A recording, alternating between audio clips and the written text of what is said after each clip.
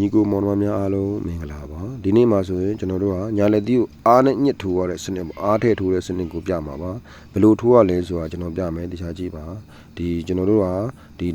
လက်ဖြန့်အားလေးရဲ့ဒီလက်မောင်းစုံအားလေးတွေလက်ဖြန့်အားဆိုတာညှစ်တဲ့အားပေါ့နော်လက်မောင်းစုံအားဆိုတာညှစ်ပြီးတွန်းထုတ်တာစုံနဲ့အမှတွန်းထုတ်လိုက်တာအားတကုံထိပ်တွန်းထုတ်လိုက်တာခြေထောက်ကလည်းတဒန်းနဲ့လက်ကလည်းပကုံးနဲ့တဒန်းနဲ့ဖြစ်နေမယ်ဘယ်ကလေးလေးကကတ်ထားမယ်ရှည်သူလေးကညှော့ထားမှာပေါ့နော်အဲ့လိုထိုးတယ်ပြန်ရုပ်တယ်မှာကျွန်တော်တို့တွေကအဲ့လိုအောက်တကူညှစ်ထည့်ပြီးမှထိုးတဲ့စနစ်ကိုကျွန်တော်ပြောတာပါဒီညာလက်သီးထိုးတဲ့စနစ်ဆိုတာအဲ့လိုမျိုးလေးပေါ့နော်ဘယ်လောက်ထိုးရမလဲဆိုရင်မိတ်ဆွေတို့က90ကိုထိုးမယ်နားမယ်90ထိုးမယ်အဲ့လိုမျိုး56ခါလောက်ထိုးသေးခြင်းတယ်ပေါ့နော်56ခါမှ300လောက်ရမှာတော့ပေါ့မိတ်ဆွေတို့အဲ့အားတဲ့ညာလက်သီးထိုးတဲ့စနစ်ကိုတေချာကြည့်ပြီးလုပ်ပါအဲ့ဒါမိတ်ဆွေတို့ဟာဒီညာလက်သီးကိုထိုးတတ်သွားမှာဖြစ်ပါတယ်